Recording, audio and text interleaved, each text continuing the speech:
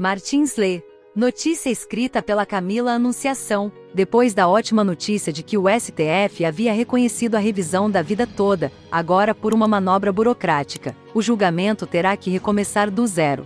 Entenda o porquê da revisão da vida toda. Em 1999, uma lei alterou a forma de cálculo das aposentadorias por idade e tempo de contribuição. A alteração foi a seguinte: todos os meses de contribuição anteriores a julho de 1994 seriam desconsiderados para fins de cálculo do valor do benefício. Ao ler isso, você poderia pensar, ué, mas essa alteração não é boa? Para a maior parte das pessoas é mesmo, já que normalmente, a remuneração do indivíduo foi maior no final da vida de trabalho. Por isso excluir os salários do início da carreira é bom, não ruim. Ocorre que milhares de pessoas estão na situação inversa, ou seja, ganhavam mais antes de 1994 do que depois desse período. Por isso foram muito prejudicadas com a nova regra. Desde então, desde 1999, centenas de milhares de pessoas começaram a dar entrada na justiça em suas ações de revisão pedindo que fosse considerada a vida toda de trabalho para fim de cálculo da aposentadoria.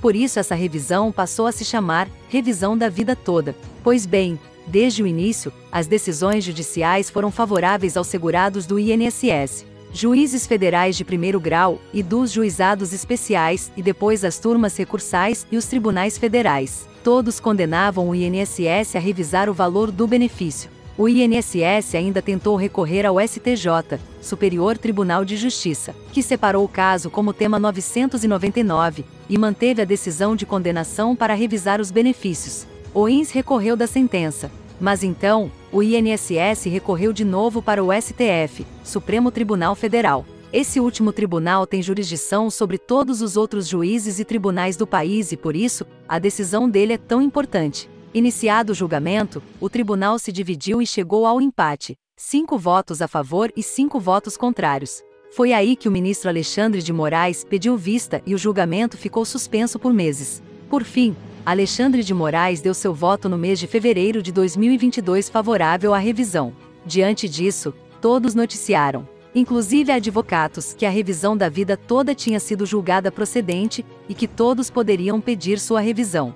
Ocorreu que o ministro Nunes Marques pediu destaque, dentro do prazo. Esse nomezinho simples esconde uma armadilha para os brasileiros. Ouvimos nosso especialista em direito previdenciário, Dr. Marcelo Martins, que nos disse: há no STF a possibilidade de os ministros julgarem o processo em plenário virtual, e em razão da pandemia de Covid-19 o plenário foi utilizado muitas vezes, inclusive na revisão da vida toda. Ocorre que há uma regra que permite que um dos ministros peçam para o plenário virtual ser desfeito, e que o julgamento seja feito de forma física, no plenário. Essa regra chama-se destaque. Uma vez apresentado o destaque, o julgamento deve recomeçar do zero. Assim, como começa do zero, e alguns ministros do STF se aposentaram e foram trocados, pode ocorrer de uma decisão diferente ser o resultado da votação. Por isso, vejamos como ficou a votação anterior. A favor, ministro Marco Aurélio, ministro Edson Fachin, ministra Carmen Lúcia,